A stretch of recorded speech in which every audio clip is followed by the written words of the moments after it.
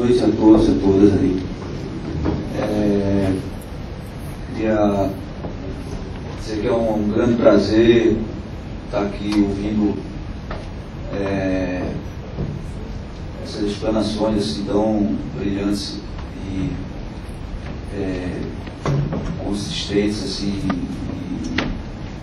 e pessoas que têm tanta experiência, tanta contribuição bacana, assim, sem falar na bagagem, né, de estudo, pesquisa e tal, sobre esse, e até dessa coisa de jogar uma reflexão. A gente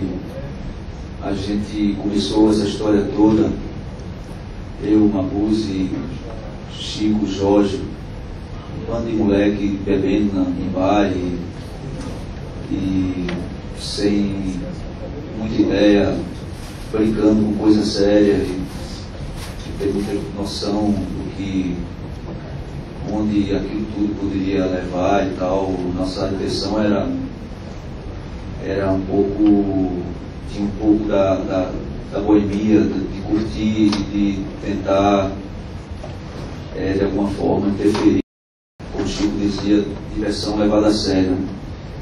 Eu acho que isso, um pouco daquele espírito permanece até hoje. A gente até, da mesma forma que a gente ficava se olhando e se beliscando sem acreditar que tinha ali 200 malucos ali querendo ouvir o som precário que a gente tentava botar ali no palco, com um instrumento desafinado,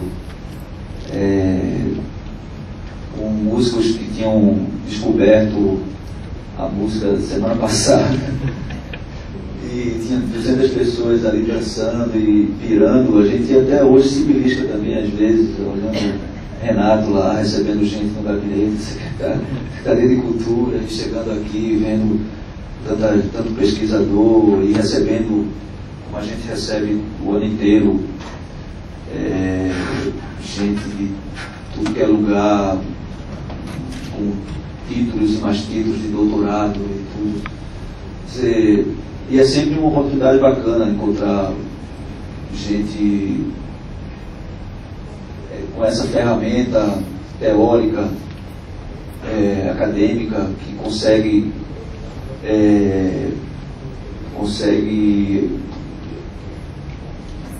refletir, né, jogar a luz sobre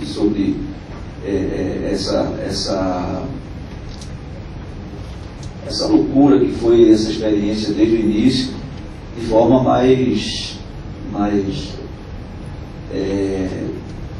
sei lá, lógica e tal, e faz com que a gente também se motive a tentar fazer resgatar um pouco daquele sentido original da coisa, né? Então, já que o sentido desse momento aqui, antes do debate, é jogar a provocação, eu não vim muito preparado, eu nem estava previsto de participar aqui na mesa e tal, mas ouvindo as explanações, eu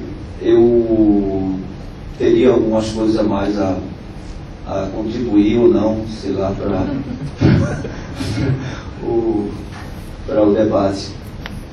Por exemplo, eu acho que a gente vive num momento de paradoxo total, assim, em praticamente todas as esferas do conhecimento e tal. E aí, alguns deles a gente às vezes se recusa. Tem uma expressão, uma piada interna da gente lá na banda do Mundo Livre, que a gente fala que a gente é a banda que só se fala em outra coisa na cidade. Assim, tem certos temas hoje, assim, que a gente tem essa impressão, né? Parece que é proibido falar, só se fala em outra coisa. Por exemplo, um paradoxo político hoje, eu leio os cadernos aí de política, de geopolítica. Talvez tenha gente estudando isso e falando, mas eu não sou tão pesquisador assim, tão A gente, pelo menos no dia a dia, a gente não vê muito comentário. Quando a gente ouve falar dos BRICS, né, Brasil, Rússia e China, né, que é os prováveis futuros motores, locomotivas da economia mundial, né, existe acho que a própria expressão BRIC esconde um pouco esse paradoxo, que é o seguinte: depois da queda do Muro de Berlim, toda aquela questão da União Soviética, e depois teve gente que falou do fim da história e tal, a noção de direita e esquerda foi completamente sendo revista e reavaliada, e chegou-se a um ponto em que muita gente defende que hoje é uma questão do papel do Estado, né, com a esquerda, ou seja, defendendo um Estado mais intervencionista e que tenha mais preponderância no controle, de certas formas de controle social mais efetivo e tal, e a direita, o liberalismo, uma coisa de um Estado mais cada vez menor, cada vez menos atuando só nos aspectos cada vez menos estratégicos assim, da sociedade. E o paradoxo que eu coloco é o seguinte: o país, né, não é BRIC em coisa nenhuma, pelo menos atualmente, no momento atual, existe um país que é o motor efetivo da economia, do capitalismo, que é a China. A China é o motor da economia global hoje. E é o país que tem um Estado mais forte, né? É o país que, no sentido, seria a direita por excelência por ser o motor do capitalismo, né? E é a esquerda por excelência por ser onde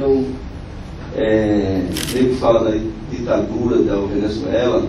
Isso é uma hipocrisia sem tamanho, né? Todo mundo fica preocupado, a imprensa brasileira fica preocupada, porque Lula está visitando muito Cuba, está visitando Venezuela, está sendo amigo de Chaves, mas a imprensa não fica preocupada com Lula indo para a China.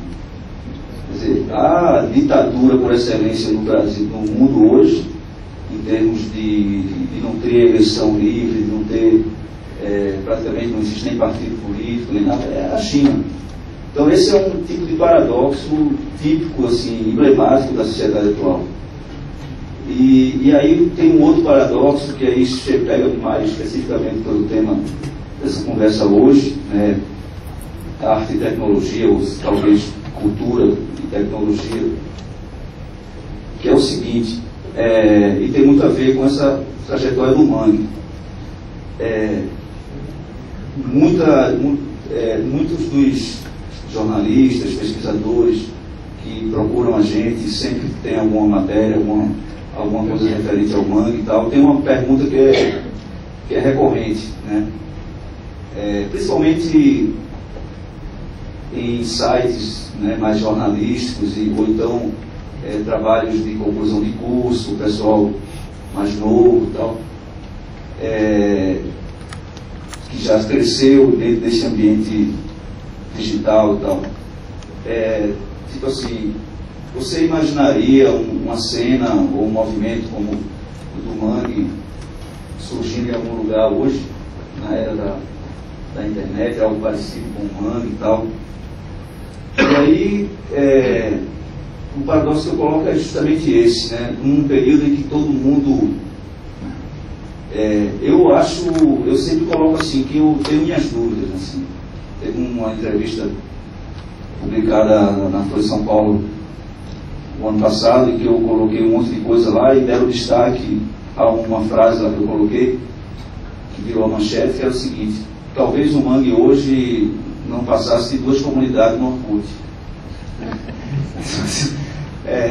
O paradoxo é esse, quer dizer, quando se... eu me lembro que na época de faculdade, uma coisa que me motivava a querer me juntar com um nego feito Jorge do Peixe, Chico Sainz, Mabuse e tal, era um slogan, digamos, da nossa época de faculdade, que a gente tinha um grupo no diretório acadêmico de comunicação, mas